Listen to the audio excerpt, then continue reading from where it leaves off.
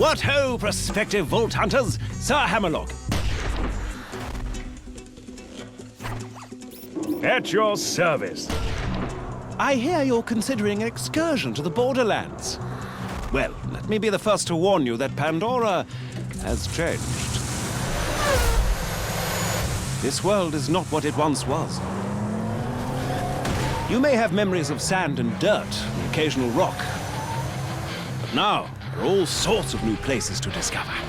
The glossy, fascist beauty of the City of Opportunity, the dangerous lushness of the Highlands, the dangerous and, to be quite honest, rather pungent caustic caverns. You think you know the Borderlands? You've seen nothing yet. Oh, and also, you will probably be killed in one of 1,000 horrifying ways. You see, the Borderlands have been taken over by a nefarious so-and-so called Handsome Jack. And only you can stop him, because you are a badass, you see. Of course, what variety of badass is up to you. There are 4 classes to choose from, each with their own unique strengths, as well as numerous heads and skins if you wish to visually customize your character. But anyway, let's talk violence.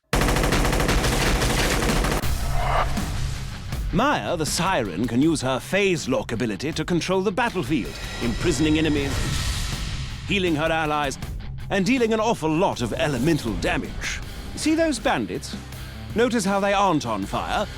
Maya shall fix that. The Commando Axton uses his saber turret to attract the hatred of his enemies and deal a great deal of damage. He can also attach a nuclear bomb to his turret, causing a hilariously large explosion every time he deploys it.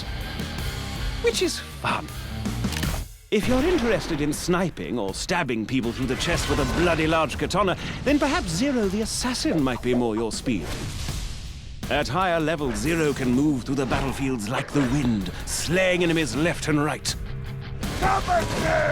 Salvador, the Gunzerker, can go into a sort of rage mode where he gains massive damage resistance and can dual-wield any 2 weapons in the game. Oh, speaking of weapons, Borderlands 2 has rather a lot of them. Over 87 bazillion, as it were. All of which you can trade with your friends or store in your own personal bank. You see, all of the loot in the Borderlands, guns, shields, grenades, and the like, are randomly generated, so no 2 pieces of gear are the same. Perhaps you'll find a minigun that shoots explosive rounds, or a submachine gun that covers your enemies in acid, or a pistol that explodes like a grenade when you reload it. While I'm at it, I should mention grenades. Out in the Borderlands, grenades are just as varied as the guns, really. There's bazillions of them, and they can create black holes or spray fire everywhere, or... I'll give you an example. Have you ever thrown a grenade that homes in on its target, sticks to them, then explodes into 5 separate grenades that cover everything around them in acid? Because in the Borderlands, you certainly can. And you'll almost certainly need to use such devices. For you see, the lovely locales of the Borderlands are filled with hundreds of new and dangerous foes that will rip you to pieces in an instant. Bandits, creatures, robots, even deadly plant life. There's no end to the number of things on this planet that wish for your untimely death. Take the wormhole thresher. Spiky fellow, more than a little dangerous. He can attack you with his tentacles, dive underground to hide from your gunfire, and lob spikes at you from a distance.